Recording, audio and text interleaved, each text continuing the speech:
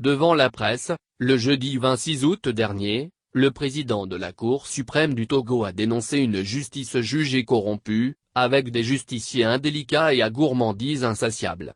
Cette déclaration de celui qui est, par ailleurs, président du Conseil supérieur de la magistrature, CSM, du Togo est au goût inachevé pour nombre d'observateurs qui n'en voient que de mots politiques. On n'est pas juge pour nous-mêmes, il faut voir la population, les justiciables. On n'est pas juge juste pour porter des robes, couvrir d'apparat, avoir de modestes privilèges, non. Il y a une portée sociale, a fait comprendre, d'entrée le président de la Cour suprême qui, dans l'ensemble, n'a pas manqué de mots pour dénoncer la corruption, la mauvaise organisation, la lenteur excessive, le délai inconsidéré, l'accroissement du contentieux, la complexification des procédures, la compromission des auxiliaires de justice à savoir les avocats, les huissiers, les notaires et autres. Le diagnostic de Yaya. Lorsqu'on prétend juger une affaire qui oppose deux parties mais qu'on le fait en catimini, il y a anguille sous roche. Il faut appeler un chat. Ces dossiers vidés à l'insu des parties, c'est des dossiers dans lesquels il y a des constitutions régulières des avocats, qui ne sont même mis au courant. Il arrive même qu'on tranche des affaires à des jours non ouvrés et ouvrables. C'est grave, a déclaré le président Yaya. Pour y aller avec plus de précision, le président de la Cour suprême a, dans son réquisitoire, cité la Cour d'appel de Lomé et le tribunal de première instance de Lomé, comme exemple de juridiction où ces manquements sont observables. Traditionnellement, tout le monde sait qu'on ne cajole pas un abcès pour en guérir, plutôt on l'incise.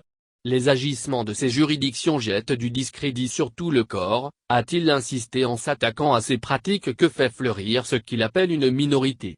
Cette minorité agit tout simplement par manque de vocation, soit elle est entrée dans la corporation par infraction ou par procuration, mais le résultat est là, source de discrédit sur le corps, a réaffirmé M.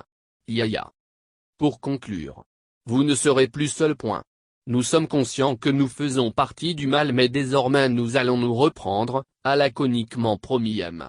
Yaya qui estime que ce qu'il dénonce ne vient pas de la bouche de quelqu'un qui est meilleur, de la tête de quelqu'un qui est parfait non plus. Mais je crois que nous sommes les moins mauvais et nous avons des responsabilités à assumer. Personne n'est parfait mais il y a des situations où il faut refuser.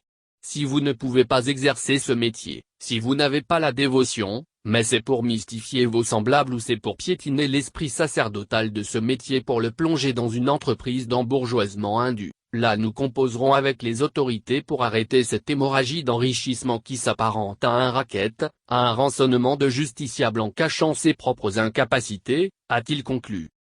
Du formalisme.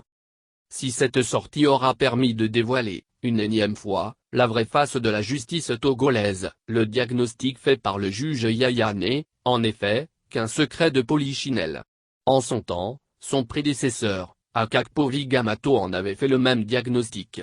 Il n'y a rien de nouveau que le juge Yaya aura dit qui soit méconnu du Togolais qui espérait que de mesures drastiques soient prises pour arrêter l'hémorragie.